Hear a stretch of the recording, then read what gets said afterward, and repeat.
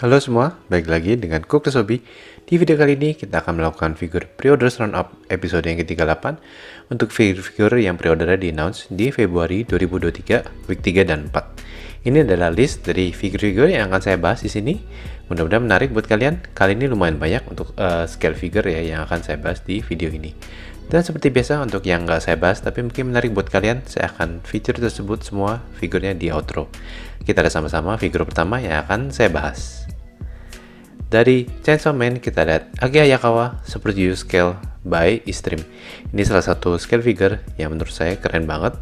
Dan untuk Extreme sendiri menurut saya mereka bikin untuk scale figure dari secara detail dan sculpting juga bagus ya.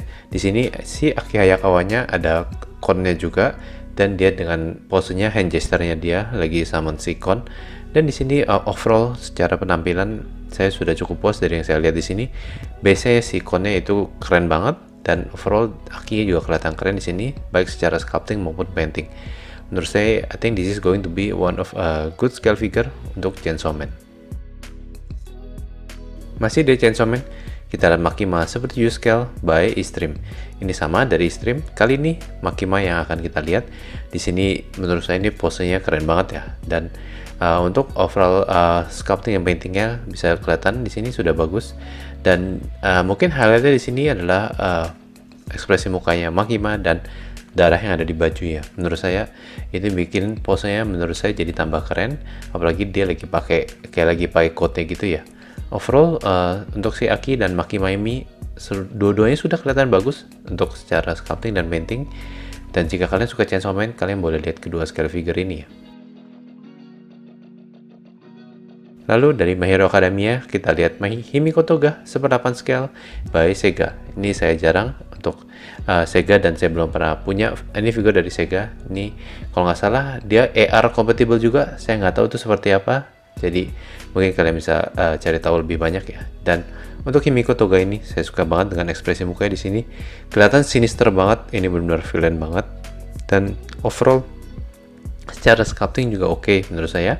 Overall painting juga oke. Di sini base-nya adalah Broken Toys. Menurut saya juga bagus ya secara warnanya untuk Broken Toys-nya. Overall I think this is quite an interesting figure, apalagi ditambah dengan ekspresi muka yang bagus. Masih dari My Hero Academia kita lihat Super Situation Figure Izuku Midoriya versus Muscular. Ini dari Sega juga. Dan ini salah satu scale figure yang menurut saya lumayan ini ya. Ini mungkin bukan scale figure ya karena nggak ada scale-nya, tapi menurut saya ini salah satu yang menarik. Apalagi jika latest season ada si Deku lawan Muscular, tapi ini lebih ke throwback dari yang fight mereka di season 3. Di sini menurut saya overall secara detail sudah keren banget, secara sculptingnya juga udah keren banget.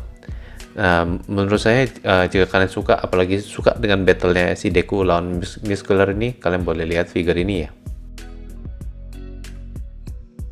Masih dari My Hero Academia, kita lihat Mirko seperempat scale by Free. Mirko salah satu figur yang saya lihat lumayan muncul belakangan, apalagi setelah di latest season yang core pertama dia berperan banyak ya. Di sini Mirko-nya lagi battle position, di bagian bawahnya di atas base ada efek sedikit untuk Mirko-nya. Dan untuk Mirko ini seperempat scale, jadi lumayan besar untuk scale figure-nya. Jadi jika kalian suka dengan scale figure yang lumayan besar, kalian boleh lihat ini. Dan overall untuk penampilan saya suka ya. Di sini mukanya Mirko juga kelihatan bagus, posenya juga bagus.